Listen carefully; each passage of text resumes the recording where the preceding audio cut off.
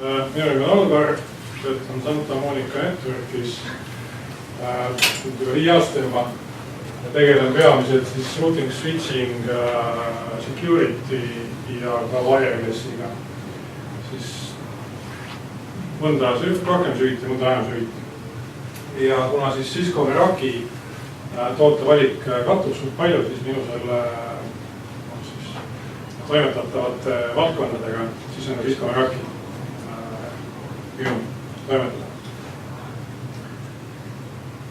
Mida ma täna mõtlesin, kui on suht vähe aega, 30-35 minutit, et mida ma täna mõtlesin rääkida, on see, et kiire ülevaade Cisco Merakist, mis ta erineb klassikalistest võrgulahendustest, kuidas ta toimib, ehk siis mis on erisused on, miks selle peale üldse mõelda. Vaatan korra otsa tooteseeria seadmetele. See on juba mõned üllatused, et mitte ainult enam võrguseadmed, vaid sinna lisandunud võib-olla mingid seadmed, mis väga nagu ei peaks sinna tooteseerias olema. Vaatan korra selle otsa. Siis kolmandana korra võrdlenud asjale nii-öelda klassikalise lahendusega, et millal nagu mõelda klassikalise lahenduse peale, millal siis mõelda Meraki tooteseeria peale, ehk siis pilvehaldusega tooteseeria peale. Ja neljandaks siis kiire demoga, et ütle see keskkond, Meraki keskkond, mis siis haldusliides on.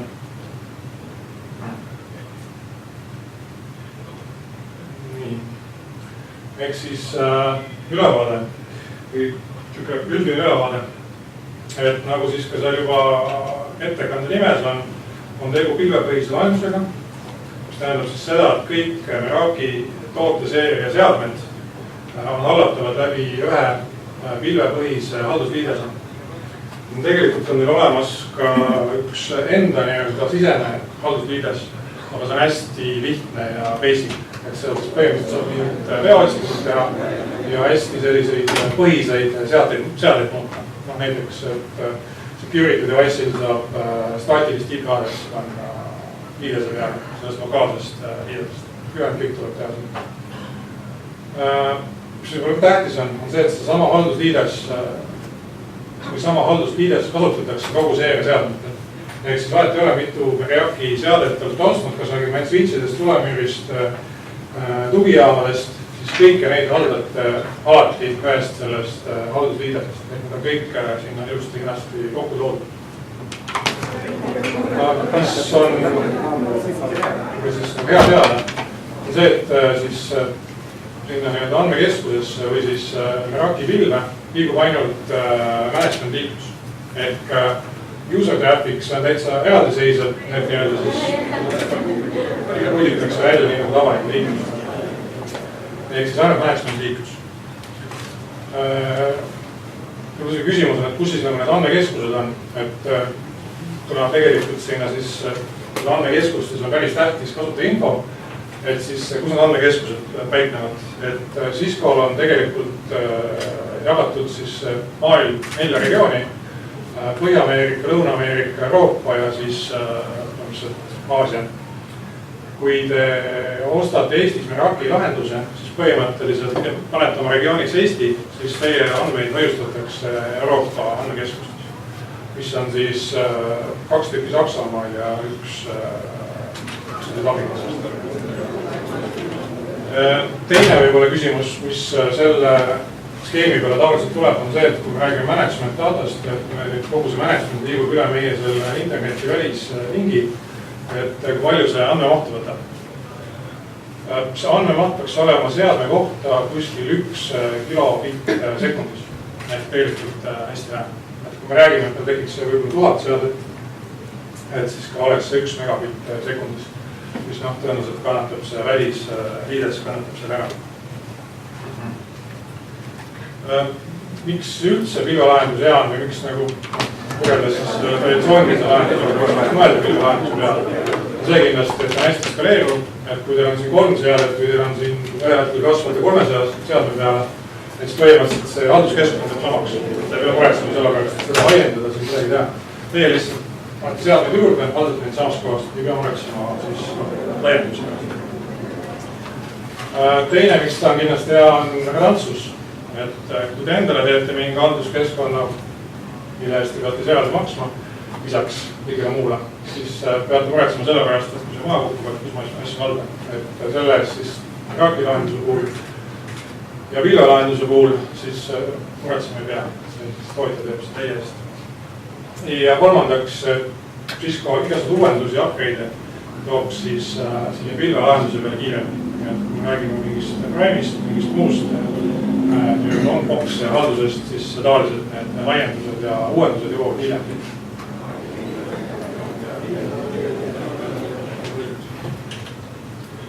Mida siis Meraki puhul kindlasti, kui mõte Meraki lahenduse peale liikuda, tuleb kindlasti teada, on see, et litsenseerimine on vajalik.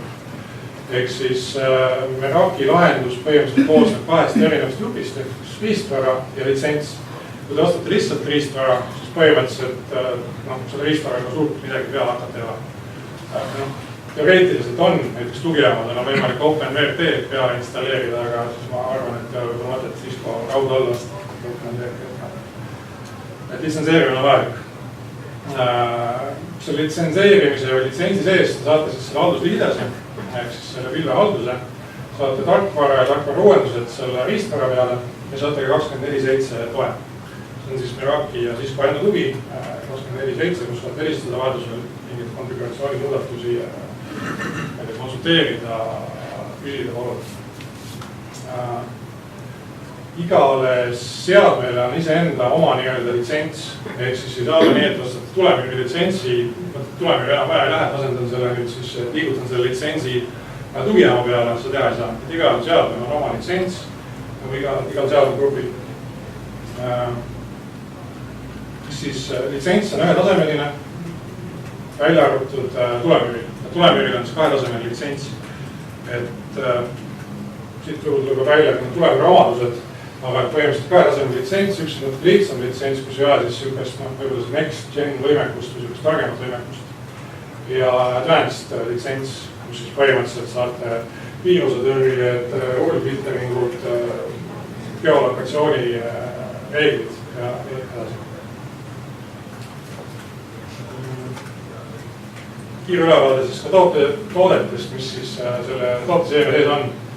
Et Meraki sai alguse Wi-Fi tugijaamadest, ehk siis enne kui ta Cisco alla üldse liikus, oli esimene asi, mis tehti siis nagu Wi-Fi tugijaamad. Tänaseks on Wi-Fi tugijaamade tooteseeria sees valik väga hea ja lai. Ja välised tugijaamad, sisesed tugijaamad, välisantennid, siseantennid, V2 lokatsiooniteenused. Põhimõtteliselt kõik on selles tooteseeria sees olemas. Ei saaks öelda, et kuskil läheks mingitel hetkel ka klassikalisele Ciscole alla. Teiseks toodi tooteseeria juurde switchid, ehk siis pilve hallatavad switchid, mis siis on ka põhimõtteliselt tänaseks väga siis, ma ei tea, tuuririkkad, et need on stackitavad redantsete toiteblokkide jahutustega, 10G passiivjahutusega, väiksed kompaktseadmed, tänaseks on see nii-öelda portfell või tooteportfell väga laiaks kujunenud. Siis tulemüürid, siin eelmise slaidi peal natuke tulemüüridest oli ka näed, mis need funktsioonid ja tuurid on. Ehk siis STFAN, failover, 4G pordid, PGP routingud, et kõik on olemas. Et tuure on ajapikku täiendatud ja tänaseks võib öelda, et täiesti piisava tuuri rikkusega. Ainuke asi, millest mina puudust tunnen, on siin, et klient VPN on IPsec-i põhine, et SSL VPN ei ole. Ma tean, et vist mingil hetkel on see plaanis tuua, aga hetkel veel ei ole. Et siis peaks nagu pigem mõtlema Cisco puhul, mis näiteks Anyconnecti ei osale. Tulemüür on olemas siis virtuaalsena, just juulikuust tuli välja. Ja läbilaske poole peast oli kas kuni 1 gigabitt VPN läbilasketus. Siis, mis nüüd võib-olla siis natukene sellesse võrguportfelli ei puutu, aga mis on ka siis üks osa sellest Meraki tooteseeriast, on System Manager. Ehk siis, kui on võimalik siis importida enda seadmed, ehk siis nagu lõppkliendi seadmed. See tähendab, paigund aetud Android, iPhone, Windowsi arvutid ja ka Mac. Linuxit kahjuks ei ole, aga ülejäänud on toetatud. Iga tooteplatvormi või siis iga selle lõppseadme puhul on erinev asi, mida sa saad vaadata või muuta. Kõige põhjalikum on ta vist Windowsi peal, või mitte vist, vaid Windowsi peal, kus siis tegelikult on võimalik ka läbi selle teha remote desktop. Ehk siis päris põhjalik. Ja mis viimastena juurde tulid siin aasta pooleteist jooksul on siis telefonid ja turvakaamerad. Üks kindel ala, miks see peaks siin olema, miks see tooteportfoli toodi, aga ta on seal olemas. Telefonidega oli see, et Euroopasse tulid suve alguses veel ei olnud, et me oleme kindel, kas nad praeguseks jõudnud. Turvakaameratega muidu on väga tore, aga üks miinus on see, et hetkel salvestab kaamera enda storage'iga. Kui kuskile välja seda transportida, siis on natukene peale roadmap'is vist on plaanitud see, et siis kuskile FTP või millegi teise välise selle nii-öelda salvestuse peale saab. Praegu seda veel ei ole. Kui mina kuskile läheks, võib-olla võtaks viimase asjana, kui ma enne ära lähen, võtan ka kaamera. Et võib-olla see on natuke toores, aga kindlasti läheb paremaks. Siis, et miks valida või kumb valida, mis hetkel kumba valida? Et kindlasti klassikalisel Cisco'l on rohkem featuure, rohkem seadistamise võimalusi. Ehk siis võib-olla see analoogia, mida mulle meeldib nende juhul tuua, on see, et kui esialgu iPhone välja tuli, tuli turule, kus Symbian ruulid, kus Symbianis sai igasuguseid erinevaid parameetreid asju muuta. Symbiani VPN-is oli erinevad krüptoseadmed, mis iganes sa võisid teha. iPhone tuli välja, otsustad sinu eest, mis on hea, mis on halb, kui sulle meeldib, võtad selle, kui ei meeldi, siis kahjuks ei saa. Et võib-olla see võrdluses või analoogia on natukene sarnane, et Meraki puhul on tehtud sinu eest mingil määral otsus ära, et mis sulle võiks sobida ja mis kui sa tahad midagi enamat sellest, siis peaks nagu liikuma klassikalise selle poole. Mis selle pluss on see, et ta on läbi selle lihtne ja ta kindlasti on ka intuitiivne, et seda on hästi lihtne ja arusaadav seadistada. Jällegi haldamise võimalused on see, mis klassikalisel Cisco'l on parem. Klassikaline Cisco tulid command line, igasugused erinevad veebiliidesed, skriptid, mis iganes sa võid sinna kuidagi liidestada.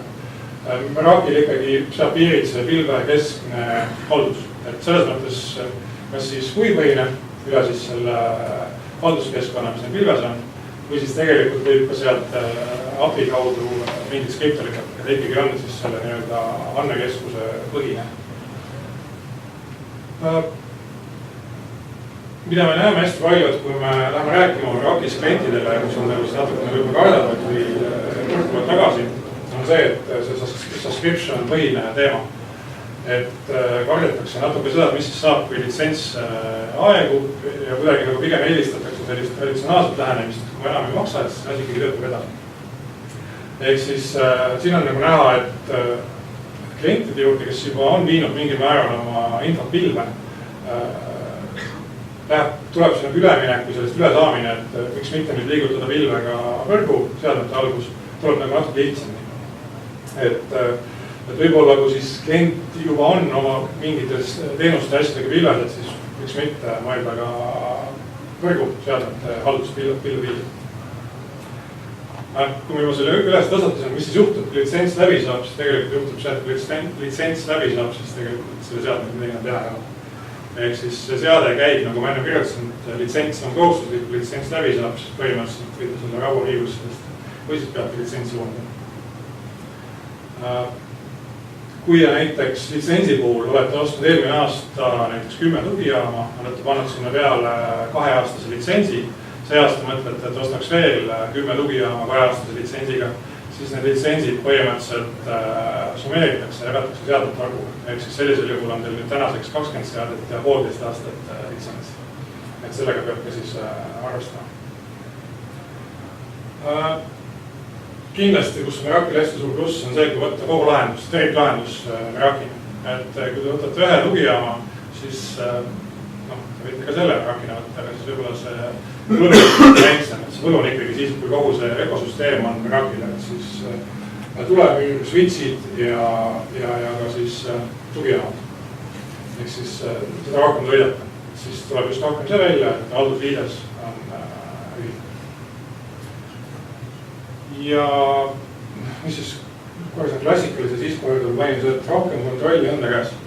Tegelikult ma panin selle seetõttu, et siin augustis juhtus teema, kus Meraki andmekeskuses, mis oli Põhja-Ameerikas, läksid vist mingid kliendi andmed kaduma. Et vähemalt kui te iseenda andmekeskusesse hoiate, siis te olete ise süüdi, kui te teinud olete. Et siin juhul oli see, kus siis oli see natuke äguseks, et kes siis midagi ära kaotas. Jah.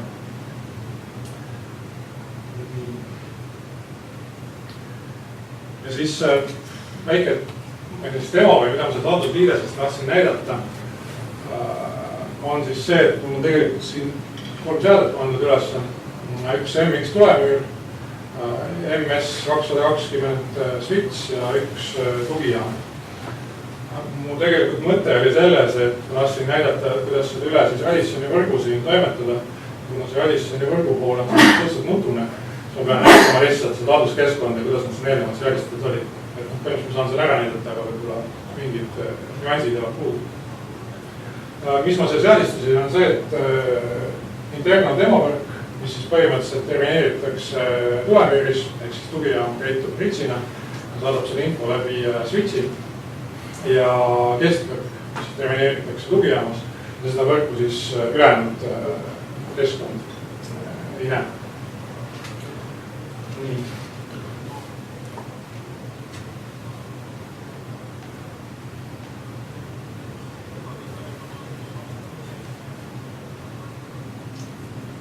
Ehk siis kõigepealt, et kui keegi Meraki selle keskkonna plaanib endale muretseda, kindlasti oleks see hea mõte, siis tuleb arvestada sellega, et see haldusliides asub näoga internetis. Ehk siis kindlasti tuleks peale panna two-factor authentication, mida siis ka selle võimaldab Meraki keskkond. Kas siis SMS või siis Google authentikaator. Et tõenäoliselt teie võrgus või veel rohkem, kui kasutada seda MDM-i või System Manageri, võivad olla päris mitmed seadmed, kus on siis sensitiivne info. Et kindlasti ei ole mõtet jätta seda lahendust lihtsalt parooli ja kasutajanimega võrku seidma. Esimene asi, kui te Meraki seadmed kätte saate, tuleks nad siduda enda selle kontoga, mis siis mida saab teha kahel viisil, kas siis selle tellimusnumbri või siis Meraki seerianumbri. Tõenäoliselt, kui nad ostate tõenäoliselt rohkem kui ühe seadme, siis toote või siis tellimusnumbri tegemine on natukene mõistlik. Et minu näite puhul on siis selle Meraki haldusliidesega siin liidestatud 3 seadet, tulemüür MX64, switch ja tugijaam.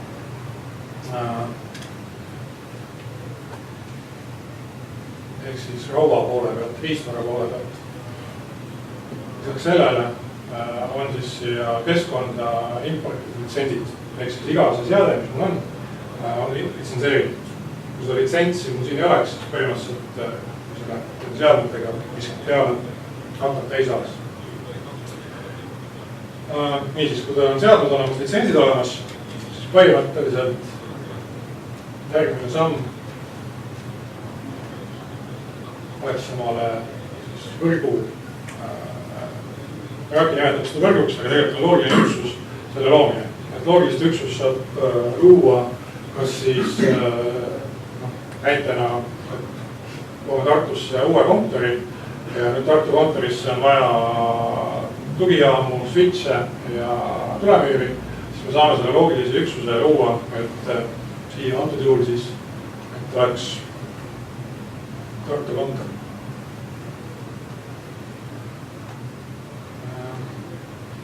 Järgmisena valima, millise siis selle loogilise üksuse tüübi me võtta saame. Põhimõtteliselt on 2 tüüpi. Üks on siis combined tüüp, mis tähendab seda, et Tartu kontorisse tõenäoliselt tahame panna lisaks tulemüürile ka switchi ja tugijaamad, ehk siis peaksime valima combined. Teine võimalik viis, kuidas siis seda võrku kvalifitseerida, on riistvarapõhine. Ehk me võiks teha ka ühe loogilise üksuse, kuhu kuuluvad ainult näiteks wifi tugijaamad. mis võib osutuda mõistlikuks siis, kui meil näiteks on juba 100 kontorit üle Eesti, üle maailma laiali. Ja me tahame, et muudatus, mis me teeme ühele tugijaamale või siis ühele selle loogilisele üksusele leviks üle kogu siis 100 selle asukoha. Antud juhul teeme, et tahaksime teha Tartu kontori. Tartu kontori konfiguratsiooniks saame kasutada kas siis nii-öelda default konfiguratsiooni, mis on blank konfiguratsioon, kus me peaksime nullist kõik asjad seadistama. Teine võimalus on pindida see Tartu kontor näiteks mõne teise kontori külge. Näiteks võib-olla meil on 10 kontorit ja meil see template on tehtud kõigi nende kontorite jaoks, mis tähendab seda, et kui pindin selle template'iga, siis Tartu kontor saab automaatselt sama info enda külge, mis siin ülejäänud kontoritega seotud. Mis muidugi tähendab ka seda, et kui me soovime Tartu kontorit mingit muudatust teha, siis me peaksime tegema seda läbi selle template'i, mis tähendab seda, et ta muudab automaatselt kõik ülejäänud 9 kontorit. Ehk siis sellisel juhul peab teadma väga täpselt, et mis on nende kontorite ühisosa, kas tasub sellisena template'ina siis seda võrku luua. Ja kolmas võimalus on see, et me võime Tartu kontori luua näiteks Tartu teise kontori konfiguratsiooni kasutades. See annab meile võimalus, et kui see meie võrk valmis saab, siis tegelikult ta võtab lihtsalt algandmed sellest teisest kontorist, aga ülejäänud asjad, võib-olla näiteks IP-aadressid või midagi tahame muuta, siis meil on võimalik selle Tartu kontori võrgu alt seda muuta. Näiteks näitab uudis kloonid selle info siit võrgust. Järgmisena peaks külge panema siis need seadmed, mis siis Tartu kontoris peaksid tekkima. Muidugi halb on see, et kui ma ei saa seda siin näidata, sest et seadmed on pandud teise kontori külge, kui neid sealt ära hakkan võtma, siis tegelikult 10-minutiline auk, enne kui ta see uuesti ilmub. Ehk me kanname 10 minutit aega ei ole. Ehk siis, aga loogika on selles, et lisaksin selle kontori need seadmed, mis sinna kontorisse lähevad ja looks.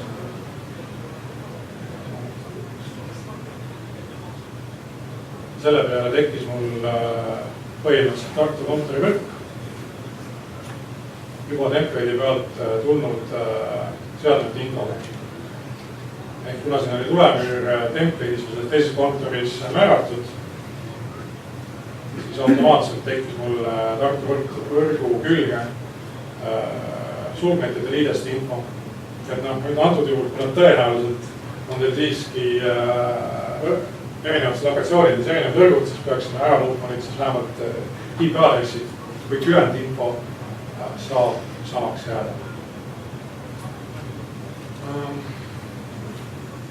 Mis meil veel kaasa tuli, oli ka kõik threat prevention'i ja siis nii-öelda targema, mis selle advanced nii-öelda litsentsifatuurid, ehk siis enable'dati automaatselt ära AMP ja intrusion prevention.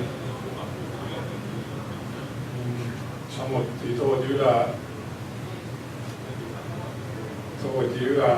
tulemüürreeglid siis sellest template kontorist. Ehk siis TTV on blokeeritud.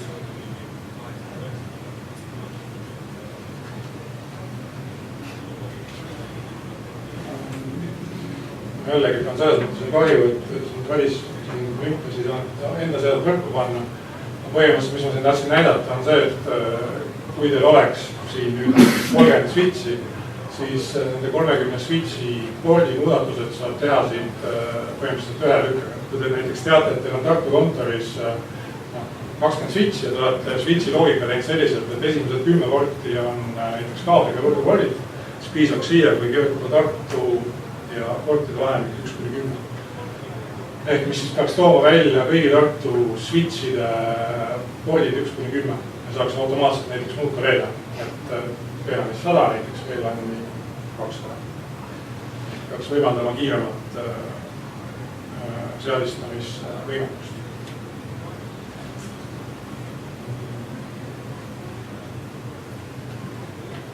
Ja mis siis veel siin Wi-Fi poole pealt antud näite puhul on seadistanud internal ja guest Wi-Fi võrgu. Mis on hea internal võrgu puhul on see, et hästi tihti turvalise wifi-võrgu seadistamisel puhul osutub raskeks see PKI või CA ehk siis Certificate Authority loomine. Ehk siis tahaks nagu teha head TLS-i või sertifikaatide põhist autentimist, aga kõik see taust infra, mis selleks vaja nagu luua on, osutub takistuseks. Et Meraki puhul, mis on hea, et juhul kui on ka kasutusele võetud see MDM lahendus, siis põhimõtteliselt MDM lahenduse kaudu tulnud sertifikaate saab kasutada siis head TLS autentimiseks. Ehk siis saame panna siit VPA Enterprise autentimislahenduse, suunata selle Meraki peale.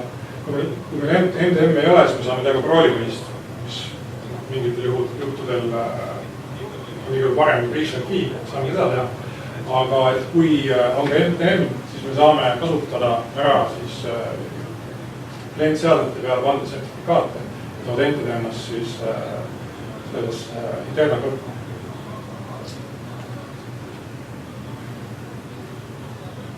Teine, mis ma tegin, kest võrk, kus siis põhimõtteliselt, siis on juba tavalisem, et on sisse logimis, siis Captive portali võimekus. Lisaks sellele on ka siis sisse ehitatud SMS authentication'i võimekus. Ehk siis, kui te nii-öelda tegitate endale kontot, siis ja panete sinna õige telefoninumbri, siis see nii-öelda sisse logimisparool tuleb teil telefoni peal, mis mingitel juhtudel võib osutuda vajalikuks.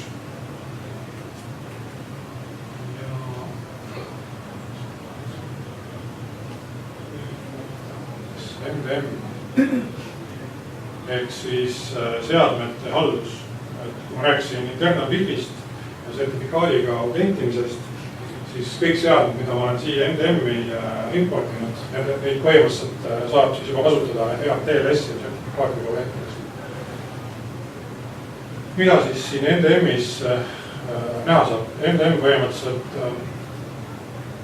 kui siis MDM-i seade importida, siis installeeritakse lõppseadme peale Cisco või Meraki klientrakendus, mis siis põhimõtteliselt hakkab raporteerima siia halduskeskkonda informatsiooni seadmete kohta.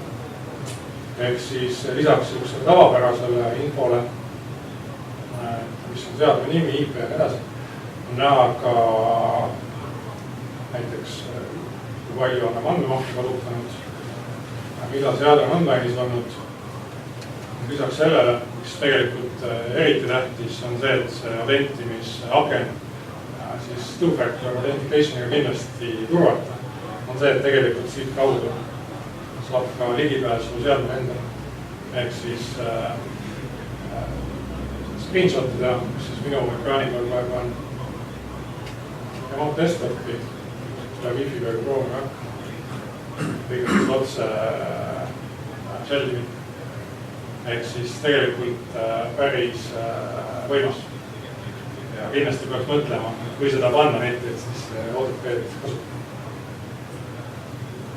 Seadmed, mida siia panna saab,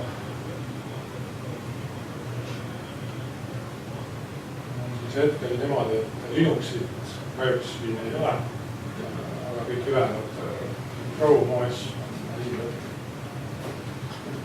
igale seadmegrupile saab teha ka nii-öelda group policy, et tegelikult võiks seda mingi määra asendada, aga siis asendada nendega PPO-d, siis Windows maailmas.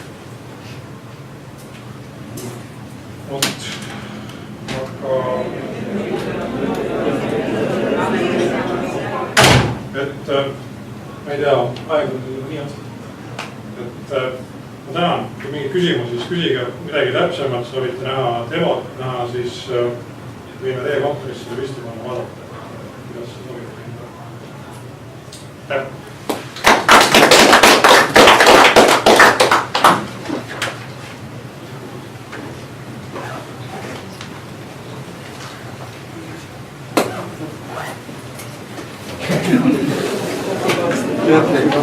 Perfect.